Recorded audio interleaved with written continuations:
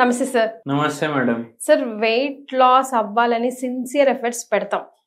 But మాకు ఒక చిన్న వీక్నెస్ ఉంటుంది. పొద్దున లేవగానే టీ కాఫీ తాగడం అది అవాయిడ్ చేయలేకపోతాం. రోజంతా డ్రౌజీగా అనిపిస్తుంది, హెడ్ఏక్ అనిపిస్తుంది, ఏదో మిస్ అవుతున్న ఫీలింగ్ ఒకలాంటి అలవాటు అయిపోయి ఉంటుంది టీ కాఫీ ఎడిక్టర్స్కి అయితే. అప్పుడు ఏంటి సార్ ఆల్టర్నేట్? అప్పుడు ఏంటి ఆల్టర్నేట్ అంటే, ఒక పేషెంట్ మోకాలు నొప్పి ప్రాబ్లం తోటి యుఎస్ నుంచి వచ్చింది మన దగ్గర. యుఎస్ నుంచి వచ్చింది. యుఎస్ నుంచి వచ్చి మనకు మొత్తం చెప్తున్నారు. ఆన్లైన్ అపాయింట్మెంట్ కూడా ఇస్తారు అసలు మీరు? ఆన్లైన్ కూడా ఇస్తాం. ఆయన వచ్చిండ్రు, మొత్తం ఆయన సమస్యలు చెప్తున్నారు. ఒక 20 నిమిషాలు అయిపోయింది మాట్లాడుతూ.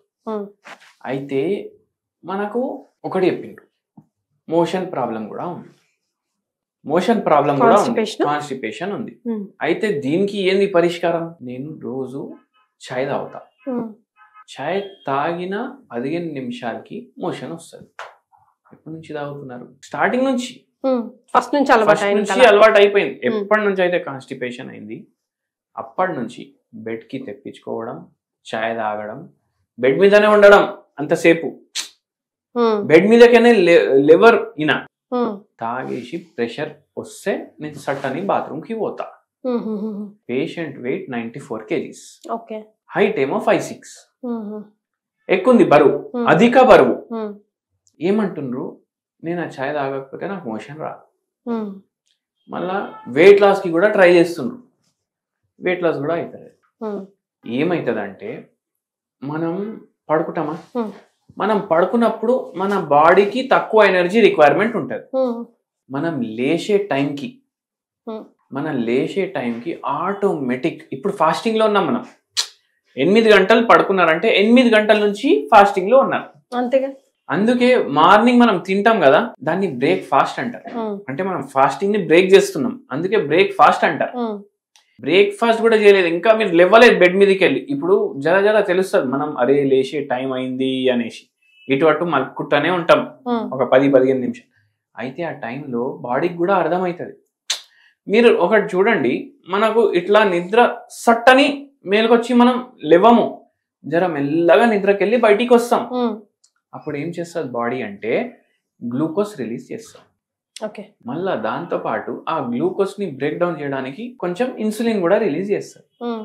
ఎందుకు రిలీజ్ చేస్తారు? ఆ గ్లూకోజ్ బ్రేక్ డౌన్ అయితేనే మనకు లేచే ఎనర్జీ వస్తుంది. అర్థమైంది కదా మీకు ఇక్కడ వరకు స్టోరీ? ఇప్పుడు మనం జర్ర ఇట్లా లేచి ఏం చేస్తాం, చాయ్ పట్టుకరా అనేసి ఎవరికో చెప్తాం ఇంట్లో. అది వైఫ్ ఉండొచ్చు, హస్బెండ్ ఉండొచ్చు. పట్టుకొస్తారు, తాగుతారు. ఏమైతుంది? సడన్ గ్లూకోజ్ స్పైక్ అవుతుంది. గ్లూకోజ్ స్పైక్ అవ్వద్దు, గ్లూకోజ్ స్పైక్ అవుతుంది.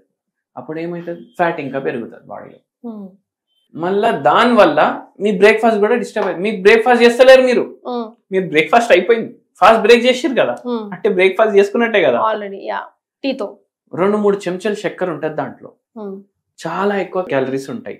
ఏమవుతుంది? గ్లూకోజ్ స్పైక్ అవుతుంది. మళ్ళీ బాడీ కన్ఫ్యూజ్ అవుతుంది, అరే ఇప్పుడే ఇన్సులిన్ వదిలినా, గ్లూకోజ్ వదిలినా, ఇంత గ్లూకోజ్ ఎడికెళ్ళి వచ్చింది మళ్ళీ అనేసి అట్లా అయిపోతుంది. అందుకే ఒక గంటన్నర సేపు మీరు ఏం తినకండి లేచినాక, బాడీ అడాప్ట్ చేసుకోవాలి.